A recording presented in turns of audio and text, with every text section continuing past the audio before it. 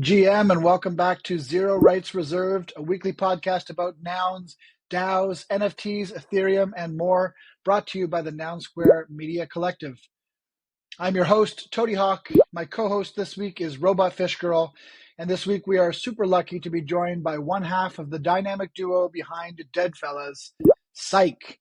We chat about his journey as an artist and as the founder of one of the most successful NFT-based communities. And then we dig in to hear all the alpha about their upcoming non-TCG TCG called RIP. And speaking of RIP, a word of warning that during the recording of this interview, Psych's region was experiencing a nasty storm and his Wi-Fi kept cutting in and out. As a result, we struggled with some technical difficulties, but we've done our best to fix it all in post, as they say. We hope you enjoy this episode, and if you do, please like and subscribe. Rate us 5 stars on Spotify or Apple Podcasts. It does help a lot. Let go.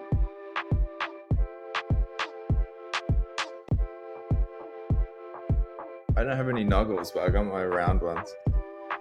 That's exactly your IRL nounish. That's even better. So, all right, let's jump into it. Psych, welcome to ZEROPOD, sir. How are you? Yeah, good. Thanks for having me. Yeah, thanks so much for coming. We're looking forward to chatting about Deadfellaz and your journey and RIP and everything in between. So maybe a good place to start is if you could kind of walk us through your history before Web3. We'd love to hear a little bit about your journey as an artist before you even knew what a JPEG was, before you even knew what an NFT was. All right. So I've always been an artist since being young. Fell in love with digital art during university, mostly like vector art, just anything kind of digital, glitch art, a lot of different things just in terms of essentially anything produced on a computer. From there, just fell in with like agency illustration, a lot of different like ad work, essentially just chasing getting paid, and then doing your own things on the side. Through the side work, I ended up joining Depthcore, which is run by Justin Maller. Started it a long time ago. A lot of Australians in there, bunch of just like really brilliant art directors and stuff around the world in there, and then just got introduced to like a really wide range of digital art, a lot of different I guess like abstract work, like 3D abstract work, and different things that were really exciting at the time. And then essentially just moved through the agency scene, fell into art directing, creative directing, ended up running agencies for a little while, mostly for about 10 years, in like just full stack anything. Mostly fell into interactive work in data, UI, UX, interactive work across data, and then also just like small scale interactives for different activations, things like that. For like ESPN, did a lot of work for the Olympics, and then Tokyo Olympics, which I was very excited for and we were very deep with, got cancelled. So that was very unexpected, but also left a lot of room to move. And looping back to Depthcore, a lot of the people that were in Depthcore were coming back, seeing that digital art was being validated. A lot of people essentially just slowed down their activity because it was very hard to have a viable just path, even just like to have a bit of a side hustle and be able to justify the amount of time that you're pouring into something, and just like to be treated with respect. I think that a lot of people were excited for, because there was just a real like validation of digital artists that was happening in the early NFT phase. So everyone was very excited. We did some group drops with Nifty. I fell in with like 4156 and a bunch of punks through Cryptovoxels. Was doing some branding for their events for Pepe and things like that. I really respected what 4156 was doing with just like the identity creation around his punk. That kind of just like introduced me to a lot of people that were in the Cryptovoxel scene at the time, but also kind of like in that circle around 4156. So like Last Punk and like Claire Silver and a lot of people that were in the kind of some of those curated art days in Cryptovoxels. Last Punk ended up being our Solidity dev for Deadfellaz.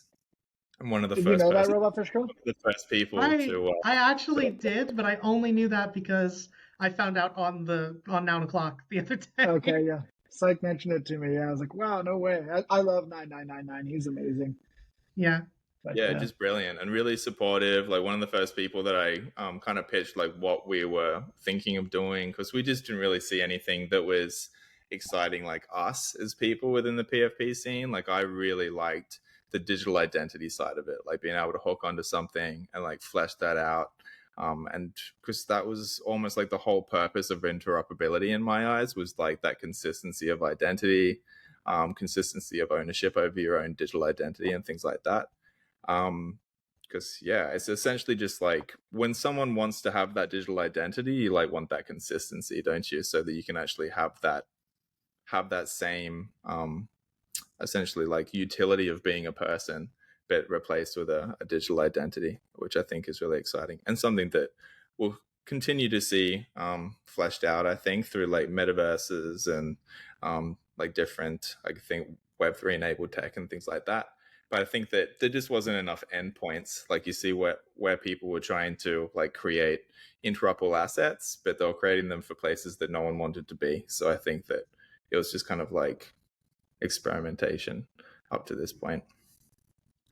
if we can rewind just for a minute, Psych, going back to when you said you were in Depthcore and you guys were hearing about NFTs, and it sounds like you guys just kind of grokked it immediately and that you kind of understood what it meant for digital artists in terms of, like you said, verifying what you were doing. But do you remember like what sort of drew you into saying, okay, there might be something here? Because for some it's a leap, but it sounds like for you guys it was natural. It was like I think that like because everyone was also dabbling in crypto. A few of the guys within Depthcore were also like early the platforms that were popping up with Ethereum attached, with like Right. art creation and things like that.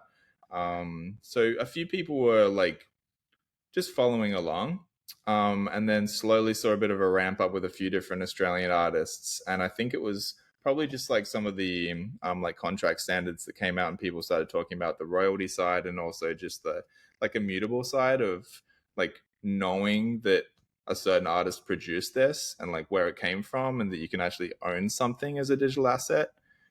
I think that those like basically The provenance. yeah, exactly. Yeah, Ownership, royalties, and also like I said, like respect was like a huge thing, because there was people in Depthcore that had been doing digital art since they were like 12, like the experimental like glitch art stuff, like experimental like 3D work, and it was like in the Photoshop magazines at the time and the different 3D magazines and stuff like that. But beyond that, it was just kind of like everyone would be like, yeah, but it's like digital artwork, so and it was kind of nice to see that history come back in, and people like, oh, like we actually respect the fact that there's been so many people doing this for so long.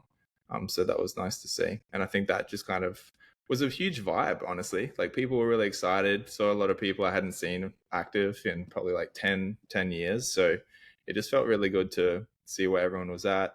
Like I said, most people were like art directors by that point, like mostly in the main cities around the world. So everyone was so busy, but we got to like all hang out again, which was nice. It's interesting because we had Jack Butcher on the show 2 weeks ago, and he was telling us his story, and he also was in the agency sort of realm for 10 plus years, and had a very similar path into NFTs where just, he was already making digital art, and his community that kind of cropped up around that was like, hey, you should be putting these on chain. And then he kind of, realized it was a good fit, but yeah, many such cases. I think it's a pretty suited, I would say, like avenue to be in. You're used to the fast-paced nature of production. You get used to essentially like anyone that's been working on like a startup that works, like essentially any agency that works with startups or works with like ad agencies or any of those kind of like large corporations connected through like an agency in the middle, like you're being steamrolled every single day for something. Like you need to do last minute edits constantly every single day. Like you're on usually like full stack, like working across multiple different types of tech, different developer teams from art, and then you've also got writers, you've got like voiceover, you've got so many different things that go into the mix. So I think that flexibility and pressure, just being used to that in your daily life, was something that like really helped people cope when they actually got into the crypto and the Web3 scene when NFTs started kicking off, especially like if you were trying to run a project, because it really was just all systems go, essentially. Speaking of trying to run a project, how did Deadfellaz happen? Tell us the story of how that inspiration occurred. Digital identity paired with what we were seeing in the like the PFP project side was like mostly things that we didn't really identify with. There was like a huge disparity with also just gender representation that we felt like needed to be addressed. So that's something that we really purposely set out to figure out through Deadfellaz, essentially just not even really naming genders, just having something that everyone can identify with in different ways across Deadfellaz. Also, just plus if you were a zombie too, like you had no PFPs available to you for representation. Yeah. Exactly. And We also definitely appreciate running the gamut of gender representation.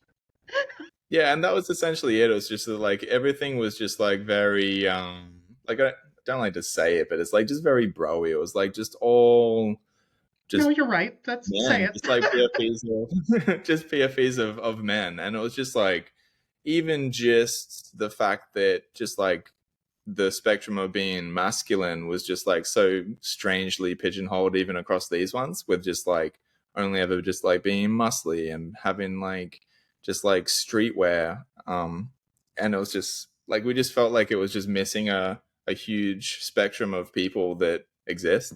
And also we just really love zombies. And we were just noticing like it was just part of the Web3 scene, was like there was those particular things that people really hooked onto. One of them was zombies, like obviously like through punks as well, through just being something that people like thought was cool, but was also like a rarity aspect. It's like, what if they were all rare? Exactly. And we did the same thing. So in Deadfellaz, we were I believe the first collection where there is an even distribution of every single trait. So wow. one thing that I didn't That's actually, awesome.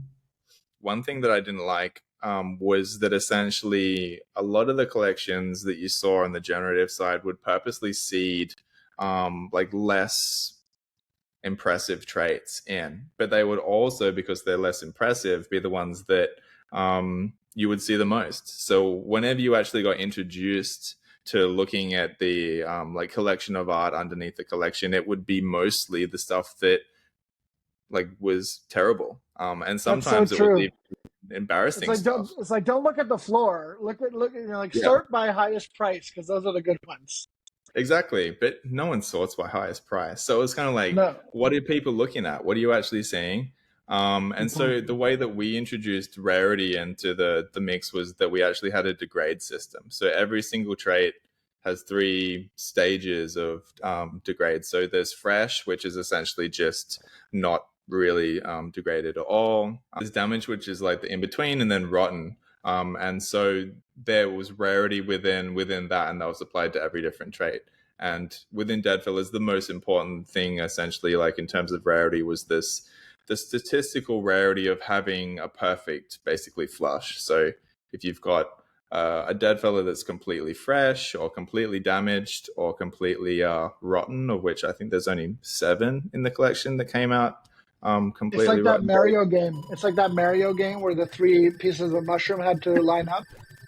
And if you got ding, ding, ding, like all 3 fresh, then when you go into Toad's house.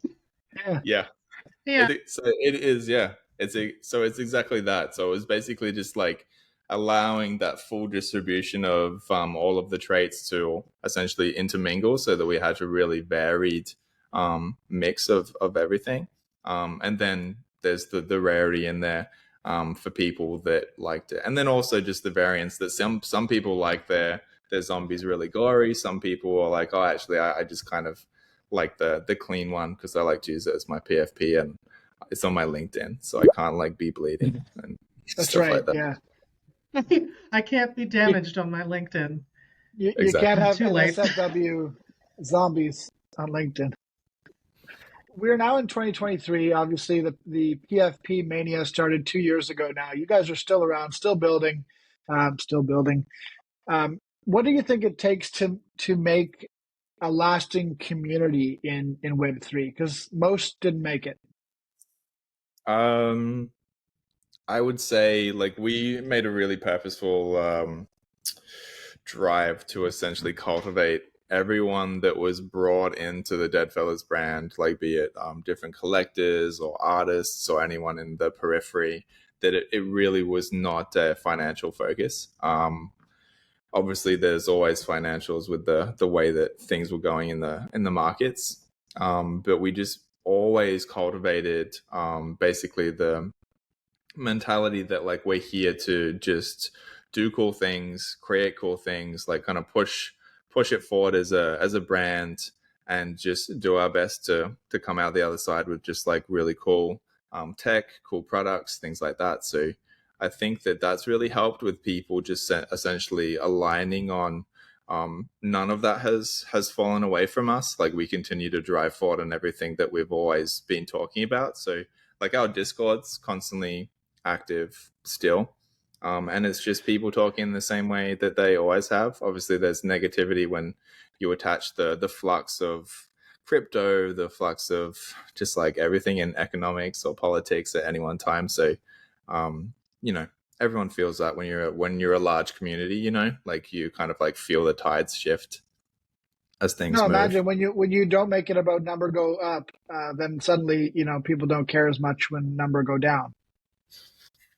Yeah, well, that's exactly it, because the mission and everything that you're trying to create is something that's completely detached to that. And I think that honestly, like anything that was being released at the time that actually was behaving in that way is just like it was counterintuitive to what you should have been even in the space in the first place for. So I think that anyone that kind of pinned their hopes on a creator that was essentially just driving towards the financial side, like it's either was completely illegal, or it's just like what are you going to expect? What happens with a financially driven individual? So like a lot of people disappeared, a lot of people just basically like hung it up or sold it, And or especially with the predominant model being, we'll give you all of this money up front and then you build us something. Like, so like you said, a lot of these more financially motivated people were like, how would I just take the money up front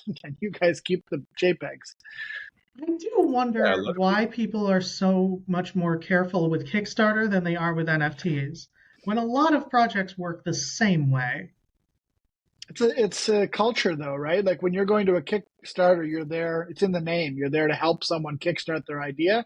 And the benefit you get from that is maybe you're like an early adopter. And there are NFT projects that are like that, but that's not the predominant culture that we saw in 2021. It was more about, how can I get in this, number go up? How can I make money? Speculation.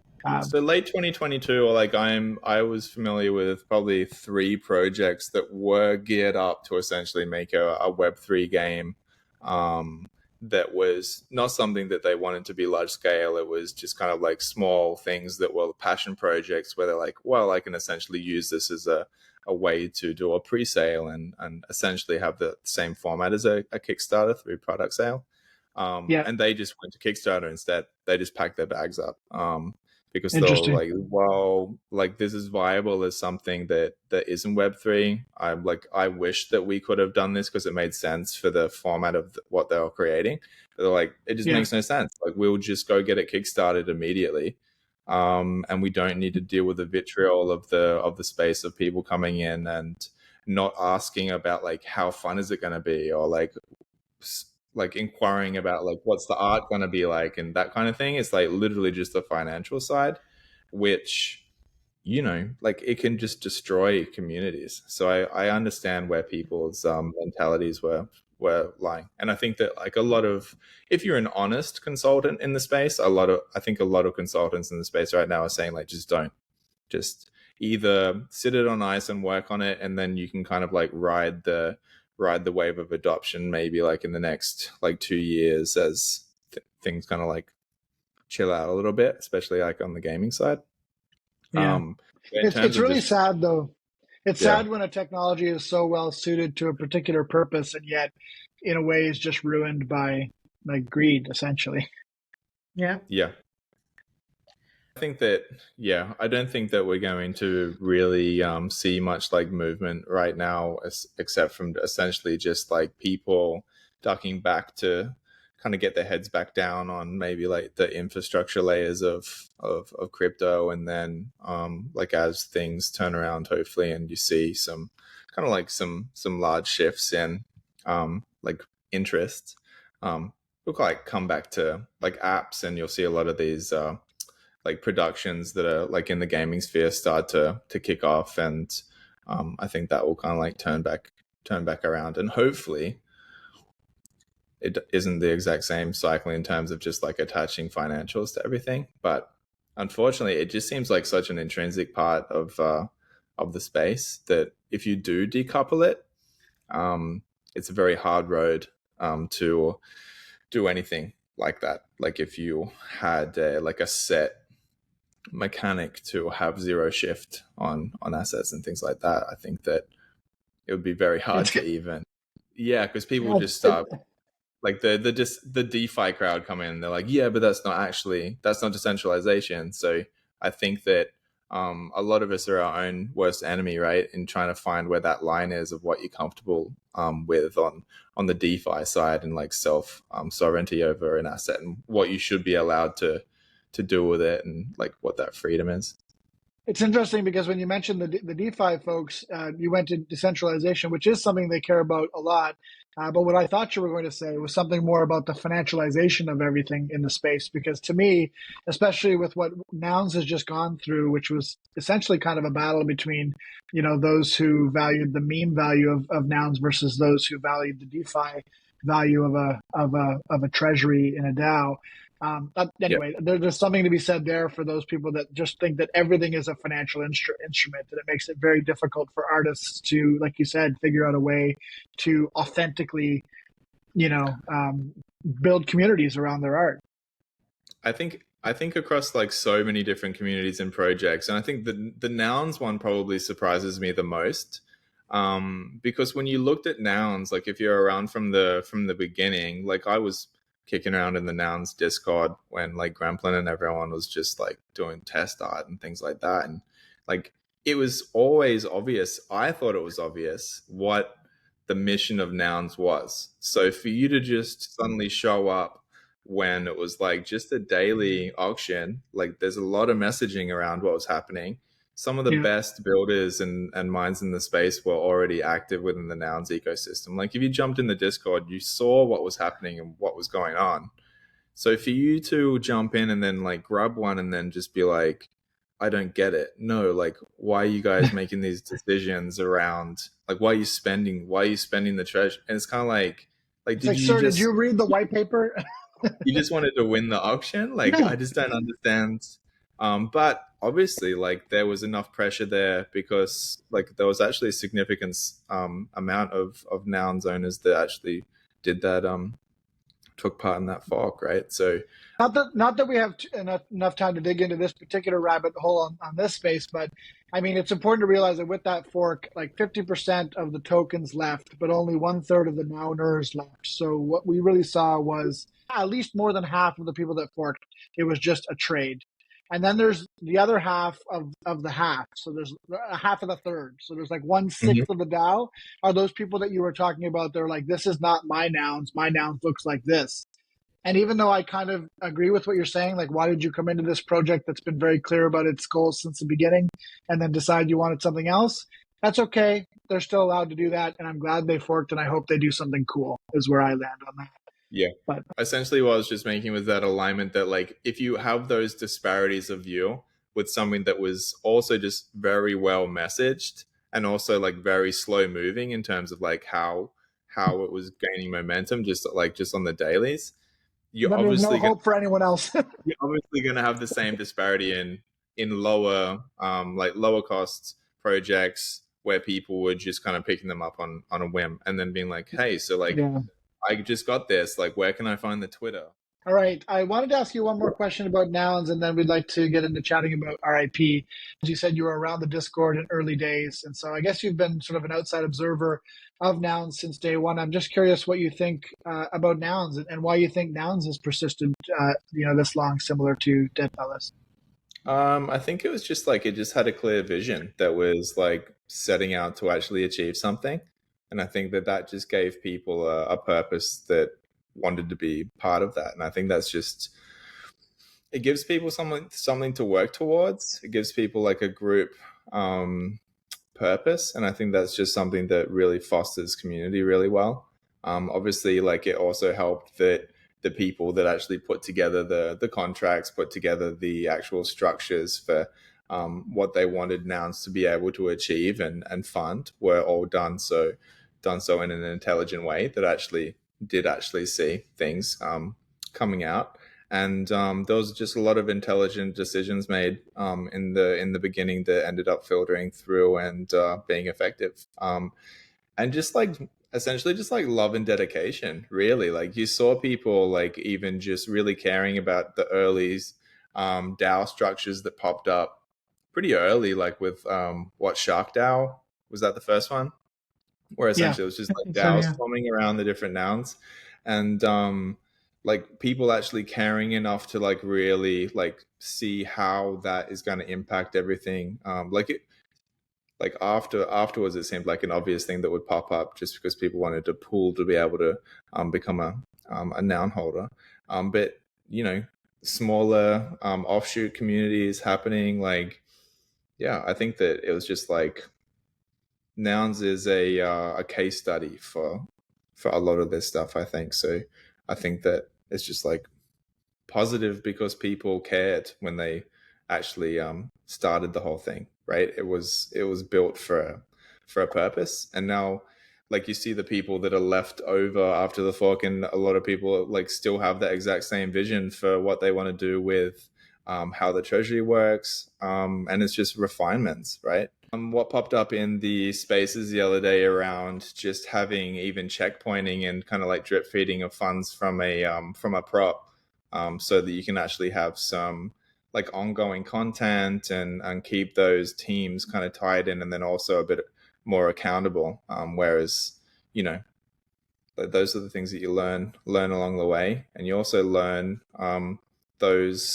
those points connected with when people actually even like to engage, because you're kind of balancing two things, right? Like the people that want to actually deliver and get their props accepted through Nouns, but then you're also dealing with needing people to show up and vote and actually care. So checkpointing systems and all those things have to be weighed up against like, will someone actually show up and okay it and like keep it moving? Yeah, and will someone show up and do it as well, like in terms of just attracting the builder energy also? Yeah, exactly. And I think that like that came up as well. I think that the moment that people see that like the green light's back on again, with not just having holdups on people not knowing like what's going to happen, just essentially just like keep the treasury locked down because everyone was planning this fork stuff. I think that it's going to be probably an exciting couple of months for Nouns as people kind of like reactivate and hop back on the things that they were either even planning to put up as props. We lost you on the screen, but it says the recording is continuing and live video will return when internet improves. There we go. I feel like that's like disconnections will continue until morale improves. It's because I'm just like in a casual storm in Australia. It's like pretty common, but there's just like trees flapping around sideways outside my window, so that's most likely. Just casual. Just casual. Everything in Australia is trying to kill you, including the trees. This is how it is. Seaside Australia, it's just constant storms and stuff. You have of the 10 most poisonous arachnids on the planet, you have 9 of them. The ocean near Australia is exclusively inhabited by things designed to kill you: sharks, jellyfish, swimming knives. They're all in there. And now the weather. And the weather as well. But the beaches. Really nice. But the these pitch kids is are real. nice, so, you know. I do want to get to RIP TCG immediately, but I have to ask about this just for my own satisfaction.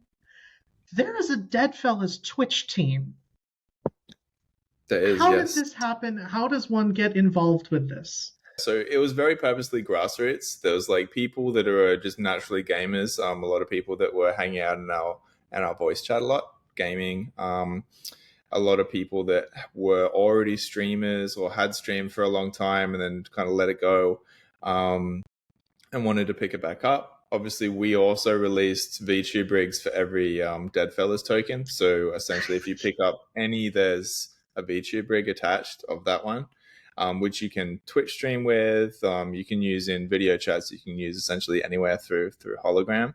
That's cool. Which is incredible. Yeah, I think it's really cool. I think we've got the best ones, honestly, on the market. I'm not a big fan of the VR style of just covering your head over. I really love like the immersive aspect of us also retaining the brand, because we did them in it's essentially like that live 2D style of like a PNG tuber. PNG tuber, yeah, that's the kind I make. It just retains the vibe of the actual original art, which I think is really important, and essentially just the retainment of the character. Like, it doesn't feel like just a random step away. It really feels like a continuation of the style. So they did a great job on those ones, which naturally feeds us into Twitch. So a lot of the streamers that we work with on the Twitch team, they use their Deadfellaz. Not everyone has to. Like, we are slowly coming to not coming to terms, but essentially just coming up with the plans of like, how do you have someone that's like a hybrid? Because obviously, as we begin to target larger streamers and kind of have people onboarding through either licensing deals or things through RIP, we have to find that balance of like, how does the Deadfellaz brand and the VTubing side of content creation mix in with someone who their face is their brand, essentially. So that's what we're exploring now. By the way, I also joined the Deadfellaz Discord this afternoon because I thought I had already been in it for forever and just was inactive. And then I realized the reason I was inactive was because I wasn't in it in the first place. So I have fixed that. Which should tell you about my Discord organizational structure or lack thereof.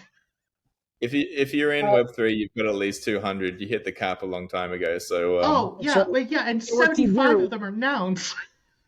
And what you do for organization is you drag the good ones to the top, and you just let the other ones die down in the bottom. Then you just never check. I've got 5 Discords, of which I won't tell you which ones they were to play favorites, but obviously Deadfellaz is one of them. But I've got 5, and then all of them are in just like this dumpster folder. Mm-hmm. My top 10 are all nounish and cryptodes. So my top 10 servers are all like some kind of a nounish. So there's a reason I could only dive so far into nouns, because it's honestly such a large ecosystem that they'd be like, oh, you need to join the nounish nouns of Noun Town. Hey, dog, we heard you like nouns, so we put some nouns in your nouns. Put some nouns in your nouns so you can noun while you noun. Let's talk about RIP TCG. Background on RIP TCG. You've got me trapped. What is it for people who don't already know? So the way I'm describing it is it's the anti-TCG TCG. So what we're creating is essentially the TCG mechanics of essentially having the characters encapsulated within a card. Like, you attach those stat blocks, you attach the character art, and a lot of the things that allow it to be essentially a collectible item that can be shifted around and slotted into decks and that kind of thing on the mechanic side of a TCG. But it plays very much like something that's new. It's a TCG with very much without the gameplay of a TCG.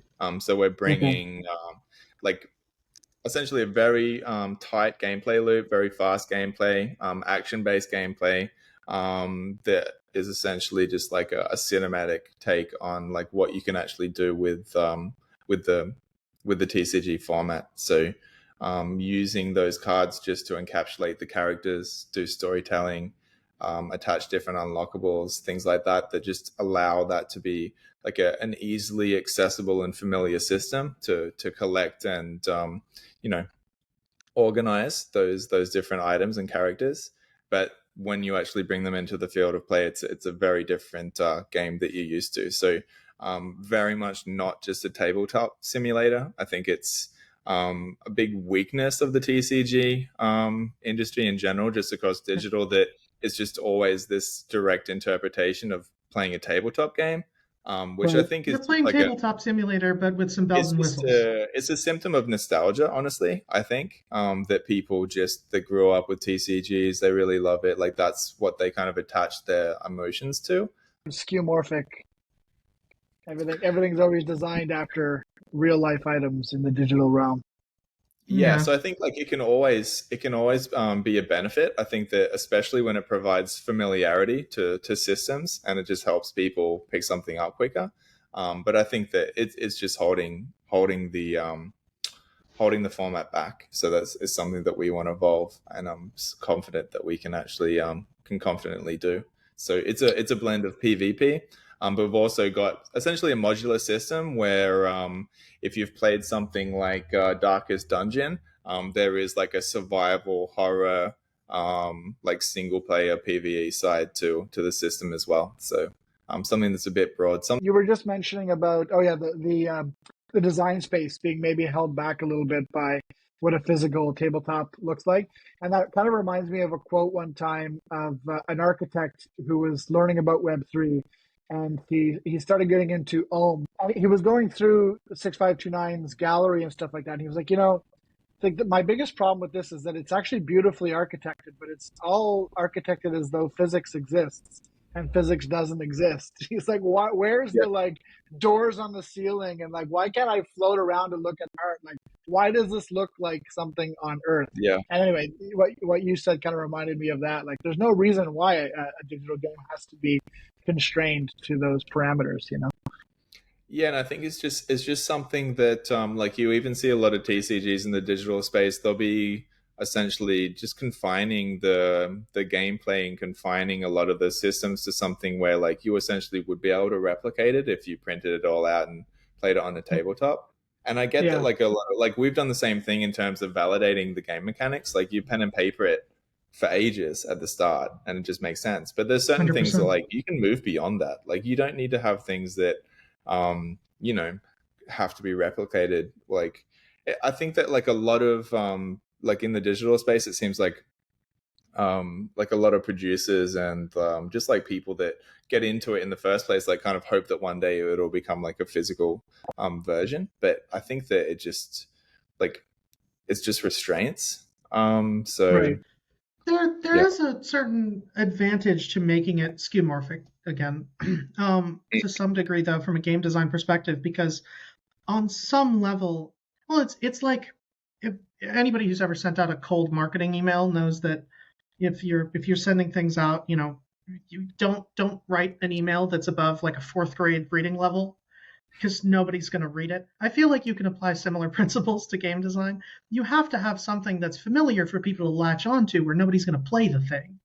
They're just going to bounce off. So that's exactly why we're essentially just even calling this a TCG. Because like someone brought up the other day, like, oh, but there's so many card games, and it's like, well, like in the game format that we're creating, like we could call the cards like, and you've seen this happen sometimes, like we could call them pods, or we could call them containers, or like spaceships, or like literally anything that just it's essentially just a container. It's the same conversation. You could call them nouns.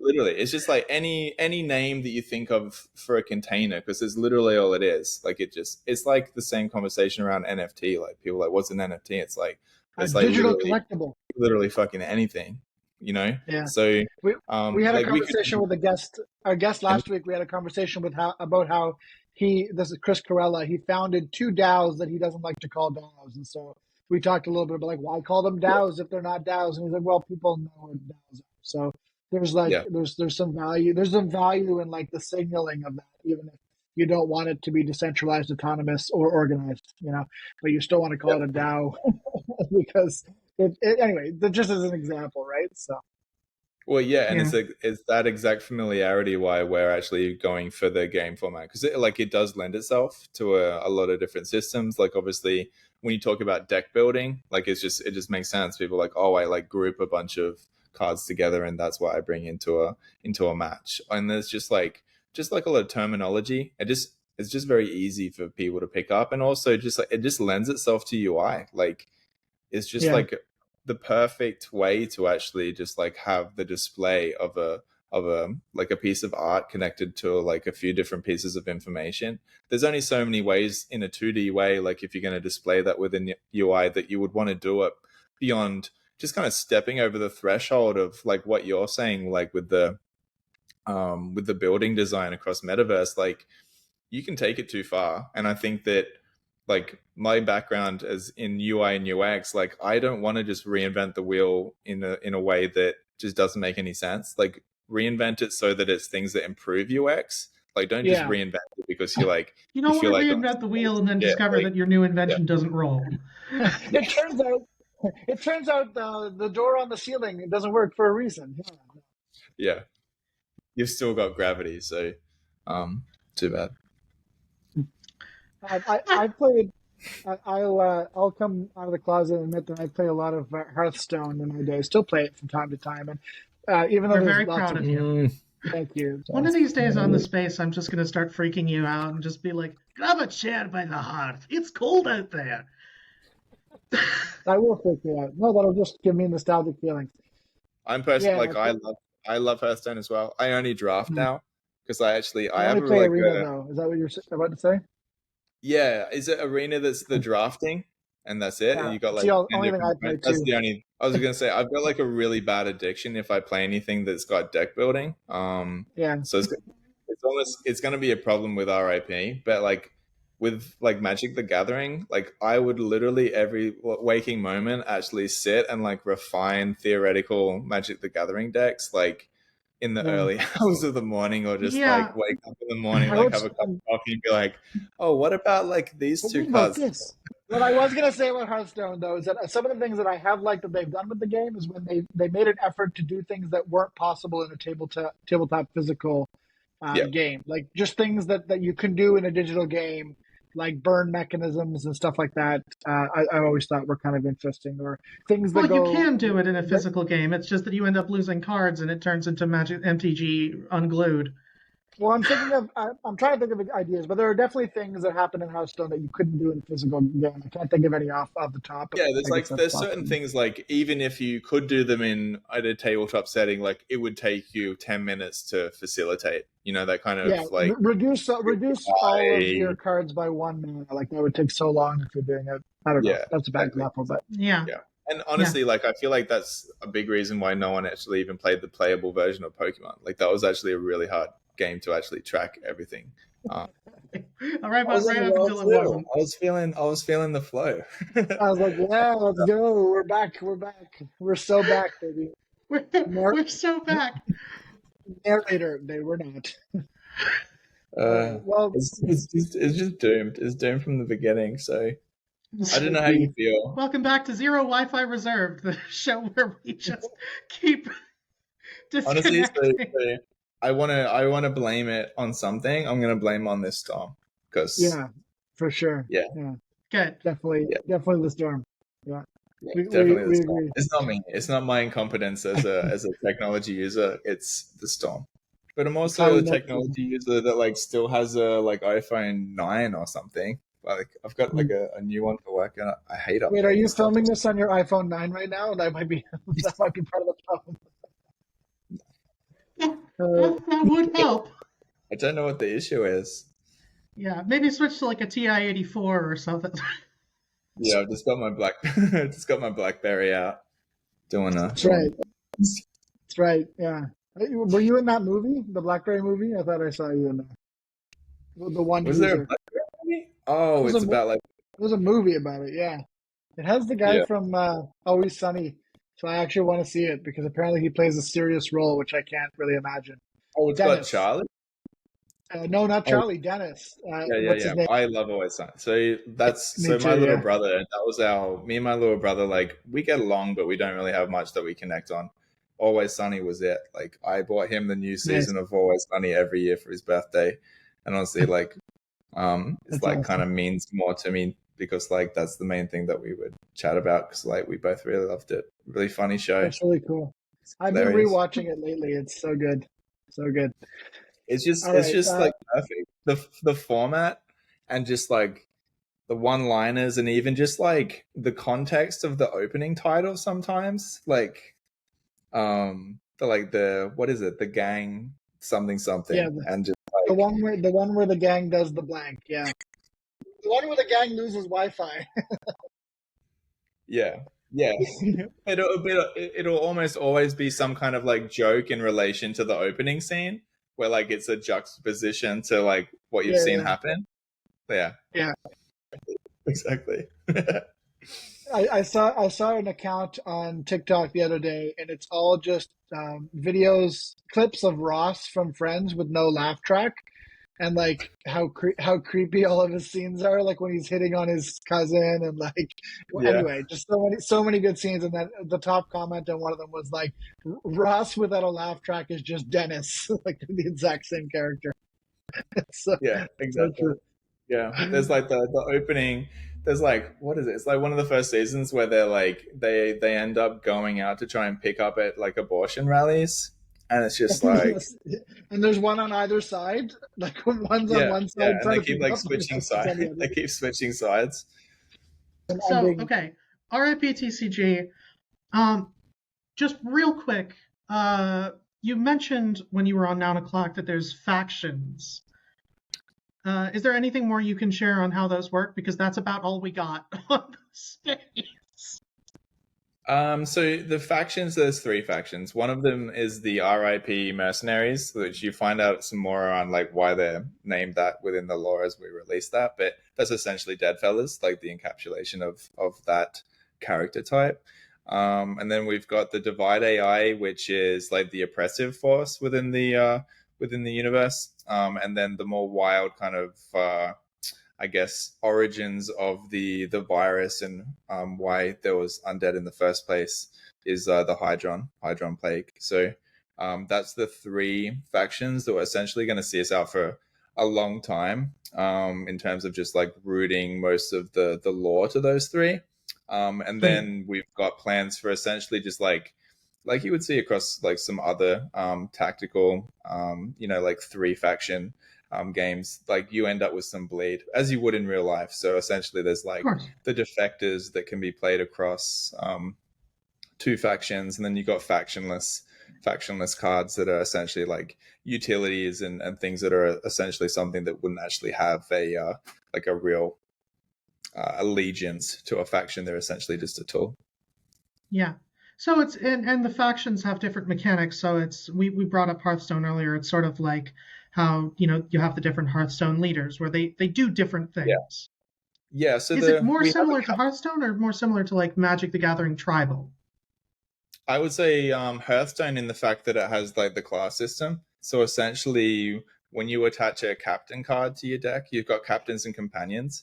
Your captain is what decides your active, like what can you trigger within a battle under your own volition. And then you've got a companion, which is essentially a passive. So in the same way that some card games, like if you're playing Commander, like generally there'll be kind of like an active and passive bundled in. Our system is a split. So you essentially have a bit more flexibility with how you bring that in. In terms of like the play of the factions, like they lean into the lore. So essentially like Divider AI is very much about like defense and control. The Hydron Plague is about like overwhelm and essentially like regen and just being very resilient in that way.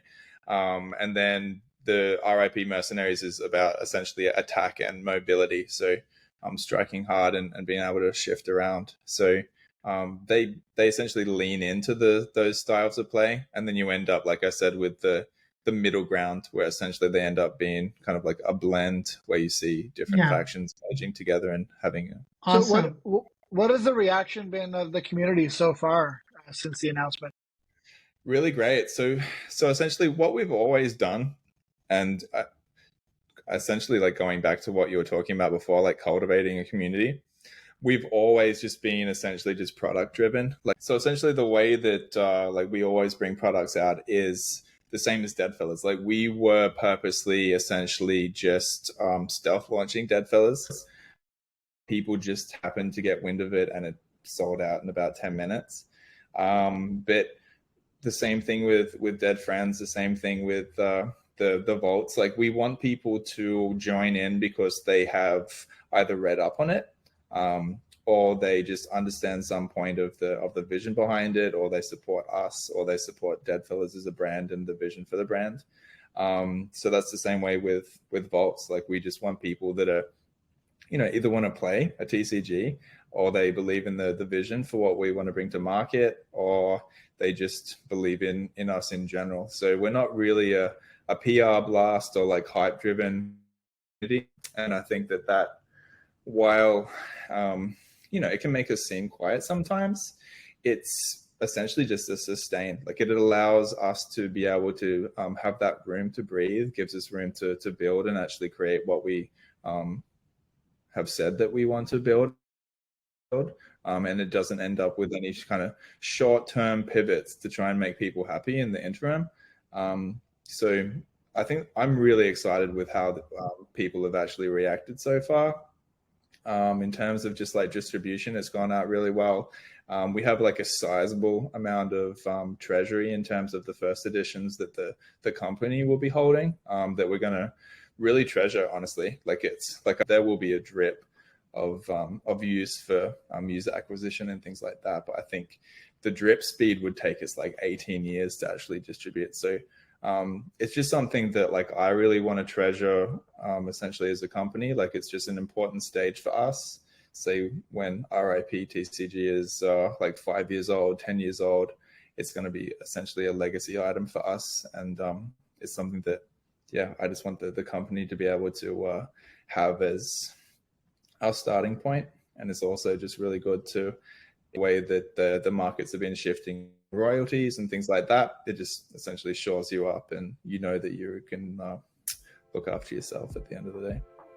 Psych, just wanted to thank you for joining us today. It was really great to hear about all the things you guys are working on. Thanks for your patience through the technical difficulties that we had with Riverside today. And hopefully we'll be able to piece this all together into a cohesive podcast, which if you're watching this, the answer was yes. So appreciate you, Psych, and we will see you next time. See you on chain. All right, I'm going to end it here, and we'll see what happens. I have no idea.